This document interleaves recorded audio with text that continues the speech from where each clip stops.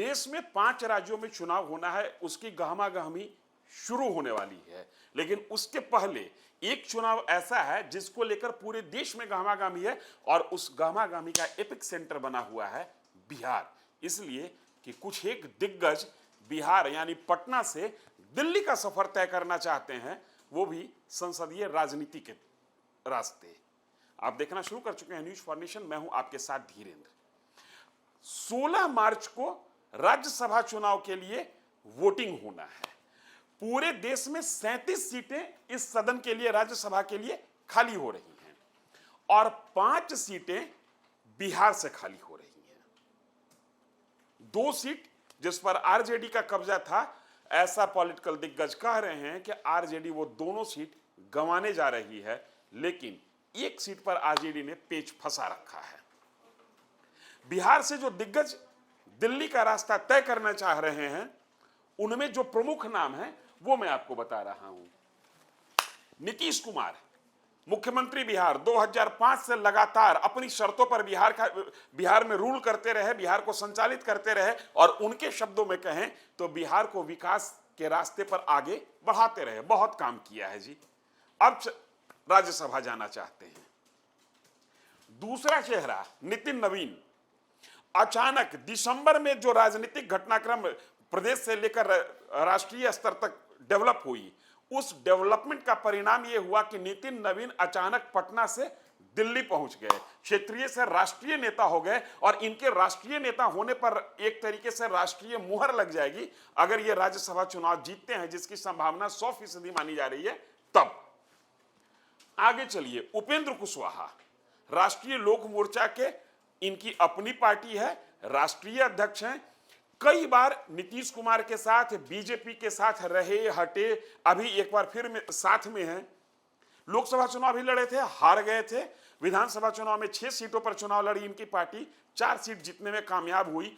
उस समय से यह कहा जा रहा था कि इनको राज्यसभा का टिकट एनडीए की ओर से नहीं मिलने जा रहा है, या मिलेगा भी तो 5वीं सीट के लिए उम्मीदवार होंगे, लेकिन ऐसा हुआ नहीं। उपेंद्र कुशवाहा एक तरीके से कहें कि बाजी मारने में कामयाब रहे और एनडीए के जो 4 उम्मीदवार हैं उसमें चौथे नंबर के उम्मीदवार उपेंद्र कुशवाहा ही हैं और वोट का जो गणित कहता है उस गणित के हिसाब से 4 उम्मीदवार एनडीए बहुत आसानी से जिता सकती है। इसलिए उपेंद्र कुशवाहा का भी उच्च सदन में जाना, पार्लियामेंट के ऊपरी सदन में जाना लगभग तय माना जा रहा है। रामनाथ ठाकुर, बिहार के अभूतपूर्व मुख्यमंत्री, कर्पूरी ठाकुर जी के सुपुत्र हैं, केंद्र में राज्य मंत्री हैं, इनका भी चुनाव जीतना लगभग तय माना जा रहा है। मामला फंसा हुआ है कहां? शिवेश राम, पूर्व केंद्रीय मंत्री, बीजेपी के नेता मुनीलाल के ये बेटे हैं, लोकसभा चुनाव भी लड़े थे, कामयाब नहीं रहे। इनके वर्सेस अमरेंद्रधारी सिंह में टक्कर होना है और जो आरजेडी की 2 सीटें खाली हो रही हैं उसमें एक अमरेंद्रधारी सिंह की भी सीट है। धन बल के हिसाब से देखें तो ये 6 में सबसे ताकतवर उम्मीदवार पैसे के लिहाज से अमरेंद्रधारी सिंह हैं। अब एक जानकारी मैं और आप लोगों को देता हूं, इन लोगों के पोलिंग एजेंट हैं कौन, काउंटिंग एजेंट हैं कौन, यह भी जानना जरूरी है। जब मतों की गिनती होगी तो उस जगह पर, गिनती के स्थान पर इन लोगों के प्रतिनिधि के तौर पर कौन लोग मौजूद रहेंगे?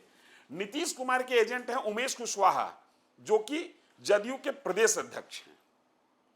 नितिन नवीन के एजेंट हैं नीतीश मिश्रा, पूर्व बिहार सरकार मंत्री, जगन्नाथ मिश्रा के सुपुत्र। उपेंद्र कुशवाहा के एजेंट हैं इनके अपने लड़के दीपक प्रकाश, जो कि किसी भी सदन के सदस्य न होने के बावजूद संवैधानिक सुविधा का लाभ उठाते हुए, संवैधानिक प्रावधानों का लाभ उठाते हुए बिहार सरकार में मंत्री बने हुए हैं। रामनाथ ठाकुर के एजेंट हैं जदयू के विधायक मंजीत सिंह और शिवेश राम के एजेंट हैं अरवल विधायक, बीजेपी के विधायक मनोज शर्मा। अमरेंद्रधारी के एजेंट कौन है इसकी जानकारी नहीं है, इसलिए यह हम आपको नहीं बता सकते हैं। अब आगे चलिए, जो हम बताना चाह रहे थे, 243 विधायक मिलके 5 राज्यसभा उम्मीदवारों का भाग्य का फैसला तय करेंगे। अब यह समझना बड़ा जरूरी है किसी भी व्यक्ति के लिए कि इसका वोटिंग होता कैसे है। जैसे आपको अखबार में आप पढ़ रहे होंगे, पॉलिटिकल पंडित की जुबानी सुन रहे होंगे कि एक उम्मीदवार की जीत सुनिश्चित होने के लिए 41 वोटों की आवश्यकता है। लेकिन तकनीकी रूप से अगर समझना चाहें तो 41 वोट का कोई मतलब ही नहीं बनता है, क्योंकि एक वोट का मतलब 100 है। तो इसको समझना होगा कि 4100 वोटों की जरूरत है। अब ये 4100 का फॉर्मूला आता कैसे है, ये समझिए आप। टोटल संख्या कितनी है विधानसभा की?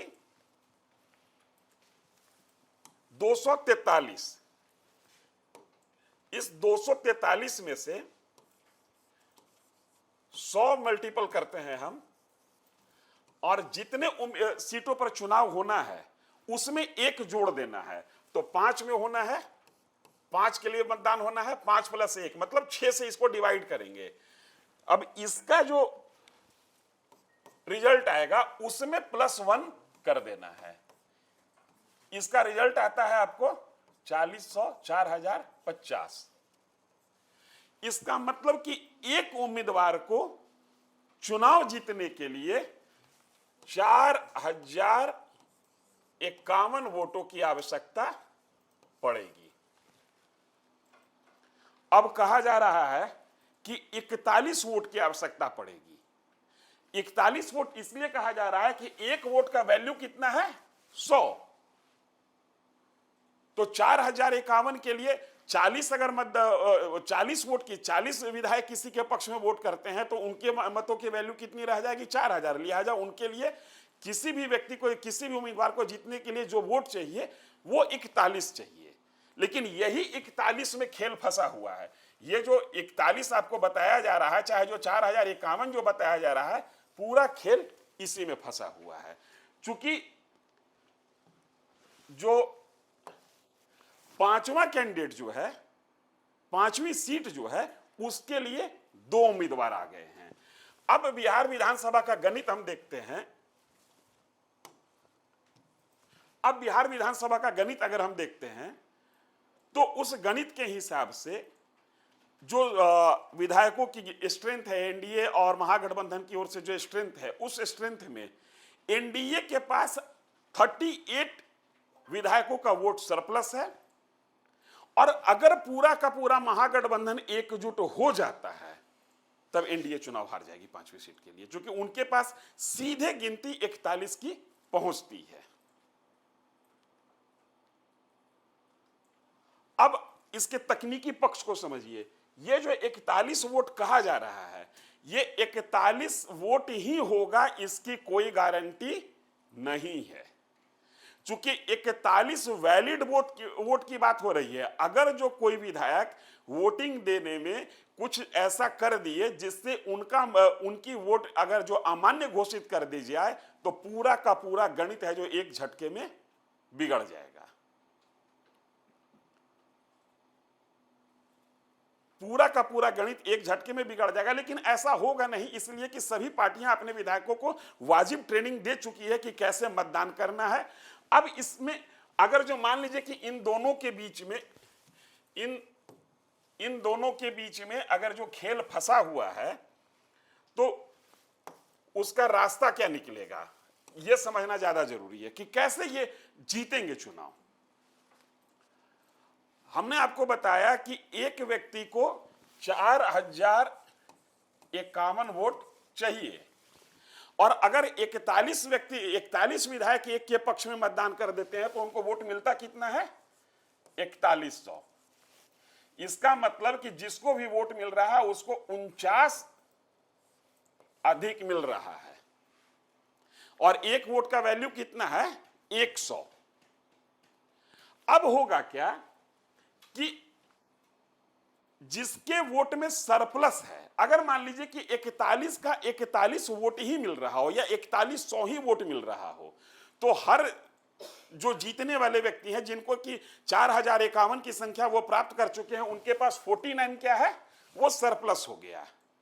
अब वो 49 जो सरप्लस आ रहा है, उनके बैलेट पेपर में चेक किया जाएगा कि उन्होंने सेकंड प्रायोरिटी में किसको रखा है। जिसको वो सेकंड प्रायोरिटी में रखेंगे उसमें ये 49 माने 0.49 ऐड होता चला जाएगा, या अगर जो 100 के हिसाब से समझे तो 49 और अगर पॉइंट के हिसाब से समझे तो 0.49, ये ऐड होता चला जाएगा। और ये ऐड होने का फॉर्मूला क्या है? सरप्लस वोट है डिवाइडेड बाई ट्रांसफरेबल वोट।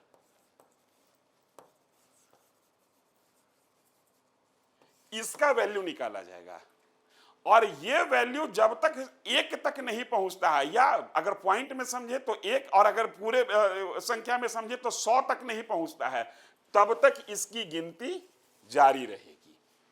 और सेकंड प्रायोरिटी, जिनको फर्स्ट प्रायोरिटी में, मान लीजिए कि कोई फर्स्ट प्रायोरिटी में 38 पर रुके हुए हैं, तो उनको 3 और चाहिए। ये जो इसका वैल्यू है, जब तक वो 3 तक नहीं पहुंचेगा, मैच्योर नहीं होगा, और माने जिनके लिए ये सेकंड प्रायोरिटी का वोट मिल रहा हो, उन तक इनका वो आंकड़ा, ये जब तक 41 तक नहीं पहुंचाएंगे तब तक इनकी मतों की गिनती जारी रहेगी। अमूमन तौर पर होता यह है कि जो भी मतदाता होते हैं वो अपनी पार्टी के उम्मीदवार को प्रथम वरीयता दे देते हैं और दूसरी वरीयता अपनी पार्टी की ओर से निर्देशित उम्मीदवार के लिए देते हैं।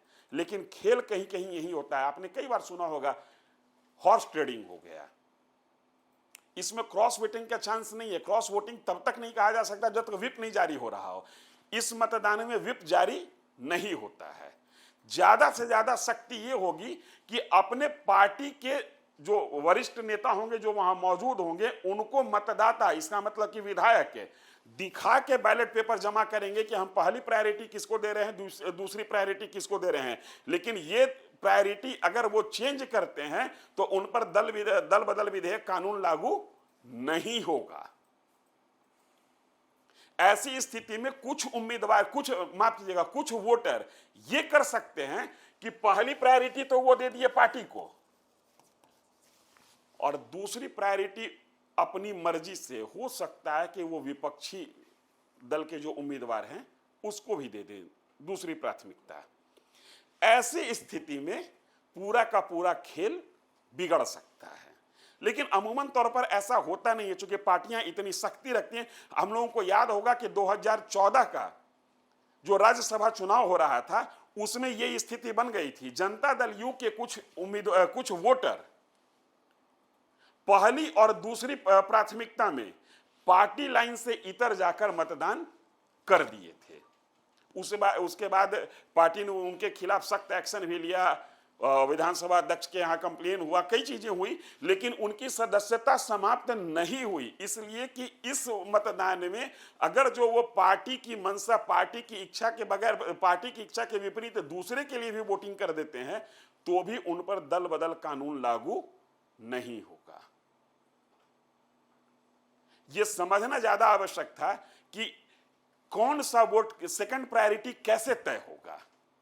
सेकंड प्रायोरिटी तय कैसे होगा कि सबसे पहले सेकंड प्रायोरिटी उनकी देखी जाएगी जिनको 4051 या 40.51 से अधिक वोट मिल चुका, जैसे 41 वोट मिल चुका है, तो उनका जो 0.49 है, या सीधे कहें तो 49 जो वोट है, 49 वोट जो है, वो उनके बैलेट पेपर में जो सेकंड प्रायोरिटी उन्होंने तय किया होगा उसको ट्रांसफर होगा। मान लीजिए कि उन्होंने सेकंड प्रायोरिटी उसको दे दिया है जो ऑलरेडी पहली प्राथमिकता में ही, पहली वरीयता में ही जीत चुके हैं, तो वो वोट इनवैलिड हो जाएगा, मतलब उनका सेकंड प्रायोरिटी का वोट इनवैलिड माना जाएगा।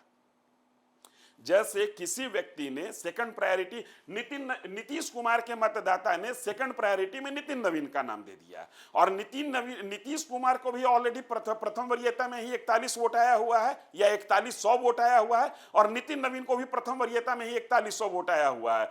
तो इनको जिन्होंने सेकंड प्रायोरिटी चुना था उनका वोट सेकंड प्रायोरिटी के लिहाज से रद्द माना जाएगा। अब देखा जाएगा कि थर्ड प्रायोरिटी में वो किसको रख रहे हैं, और अगर मतों की गिनती तीसरी वरीयता तक जाती है तब इनके मतों की गिनती उसमें इंक्लूड की जाएगी। हालांकि ऐसी स्थिति आती नहीं है, लेकिन चूंकि 5वीं सीट के लिए यहां पेच फंसा हुआ है, न तो एनडीए के पास क्लियर कट मेजोरिटी है, ना ही विपक्षी खेमा के पास क्लियर मेजोरिटी है, इसलिए 5वीं सीट के लिए द्वितीय वरीयता महत्वपूर्ण होगा। अगर जो कोई मतदाता अपनी पार्टी लाइन से इतर जाकर प्रथम वर्गीयता में खेल न करता हो तो, और अगर किसी ने खेल कर दिया तब हो सकता है कि ये नौबत नहीं है, तब तो पूरा का पूरा आंकड़ा, पूरा का पूरा गेम, चाहे एनडीए हो या विपक्ष, दोनों के लिए बिगड़ सकता है। हम ये समझने समझाने की कोशिश कर रहे थे कि पूरा का पूरा मामला होता कैसे है, वो कौन सी परिस्थिति है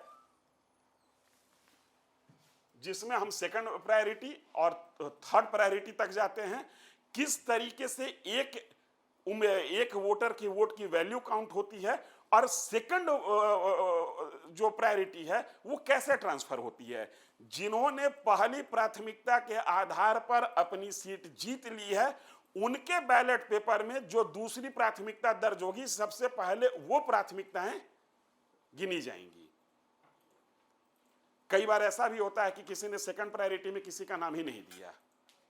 ऐसी स्थिति में जो वोटों की गिनती है, वो सेकंड प्रायोरिटी की जो वोटों की गिनती है, और उसका वैल्यू निकालना मुश्किल हो सकता है, क्योंकि इसका जो वैल्यू निकालता है वो surplus vote divided by transferable vote, उसका जो वैल्यू होगा उस हिसाब से ये माना जाएगा कि सेकंड प्रायोरिटी में किसको कितना वोट मिल रहा है। मिलेगा किसको, जीतेगा कौन, ये कल तय होगा। लेकिन राज्यसभा चुनाव के माध्यम से बिहार की राजनीति के दो दिग्गज, बिहार के मुख्यमंत्री नीतीश कुमार और भाजपा के राष्ट्रीय अध्यक्ष नितिन नवीन, दिल्ली का रुख तय करने वाले हैं, इतना तय माना जा रहा है। हम भी इस पूरे चुनाव पर नजर बनाए हुए हैं। आप नजर बनाए रखिए न्यूज़ फाउंडेशन पर। धन्यवाद।